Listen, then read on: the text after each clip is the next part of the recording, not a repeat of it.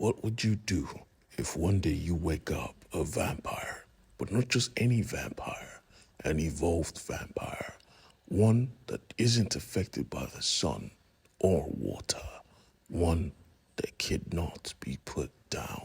This is the story of Pearl, the second American vampire.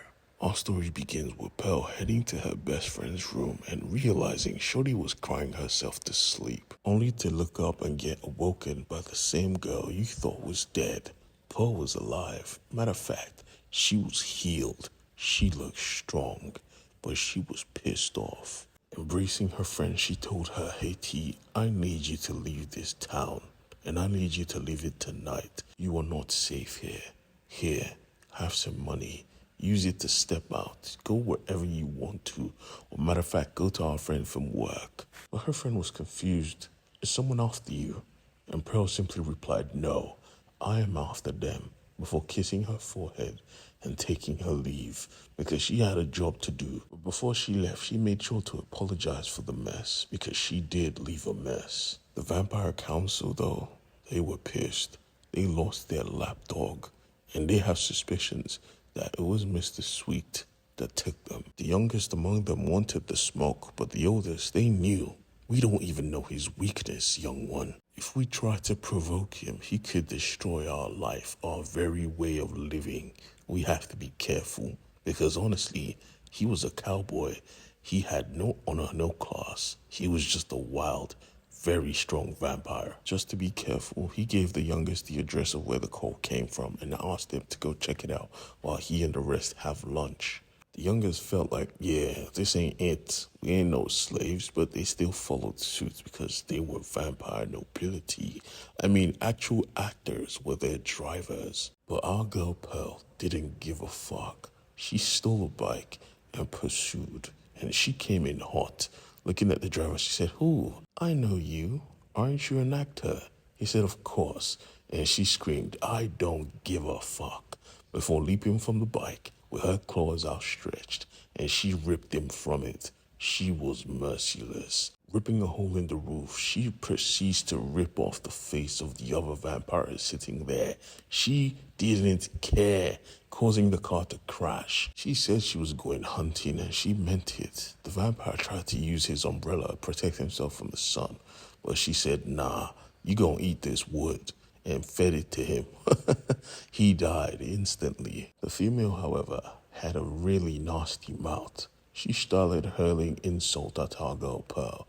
"You mongrel, you abomination, sweet Maiden you do not deserve to live.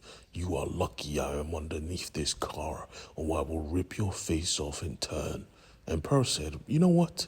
I plan to burn you, but now come out, come get this whooping." She freed herself and popped her claws, but Pearl's claws were bigger and sharper. With one slash, she was already rendered useless, because remember, her slashes get paralyzed. She screamed, "Your kind will never win." But Pearl didn't give a shit. She pulled her head and said, "Did you know a cactus plant, all those spikes are all wood?" And she stomped her head right through it. Vampires are allergic to wood. Nightfall came, and Pearl realized she needed a place to stay, so she went to Henry's boat. Henry was the guy she had a conversation with that used to work with her at the bar. He was excited to see her. She was not only alive, but she was okay. Today was a good day, but he wanted to know how. And she said, "Okay, I'm gonna tell you." And when he heard, he kind of lost his cool, like, "Bruh, that is a ridiculous story." But she didn't have time to argue. The moon brought weakness. For some reason, she was so drowsy. This is when we learn this new generation is weakened by the moon and strengthened by the sun. But he didn't care. He had his Pearl back. But his happiness was going to be short-lived, because the next night, someone called through. It was supposed to be her best friend. But when she picked up the phone, it wasn't her. It was a voice she knew. A voice she knew very well. A monster. A vampire. He had her best friend, and he told her, "If you do not come here, We will rip her apart. Realizing she had no choice, she had to go. But Henry wanted to come with. She didn't think so. She stole his car and zoomed off. She was not willing to put another person she cared about's life in danger. And honestly, she was right, because we see at the same time a story was being told somewhere. A story about Mr. Skinner Sweet, a new vampire in a new world. A world he was supposed to be familiar with but seemed so unfamiliar. Everything was different. Everything but candy.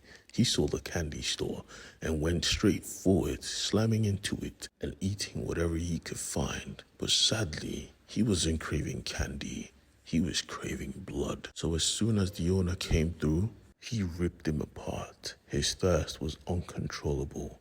He drank so much, he just lay there until he woke up the next day, asking for directions to the mayor's office with just candy in his pocket and blood on his face. The guards thought this was weird. They thought he was crazy. They tried to stop him, but you shouldn't have, honestly, because he was thirsty. He ripped them apart, literally, and the frenzy began. Every single person that crossed his path was ripped in half. The whole town was painted red, and worst of all, he found the dynamite. You see, the old vampires were watching all this play out, and they couldn't even believe their eyes. He is withstanding the sun. He is powerful. What do we do? Even the police force came forth. They tried to put an end to this massacre, and he was just carrying his dynamite. They shot at him, blowing up the dynamite, but he was perfectly fine. Matter of fact, he used the flames to light up his cigarette, and he looked at them with golden eyes and said, "You, where is Book?" He said, "If I tell you, would you let me go?" And Sweet said, "Of course." And he told him, but Sweet was a liar. He lit up the dynamite and stuffed it in his pocket, and it started raining chunks of Fat Man. Now, he was content with this massacre, but people are stupid. People tried to make a citizen's arrest, and funny enough, one of them was the father of a man that was rolling with Book. It was the perfect revenge. Doing his business, he went to send a telegram, wielding the head of the old man, the head of Book's partner's father. Now, Book was retired at this point, but when he heard the name Skinner Sweet, he said, I'ma pull up, and we are going to burn that prick to the ground." They rode off for revenge. The vampires, however, thought they could negotiate with Sweet. They thought Sweet was reasonable. Everyone makes deals in America. They even sent his old crew to go watch and find him. But Skinner was no reasonable man. And worst of all, he was no longer even a man. He was a vampire. He wanted blood, and he was going to get it.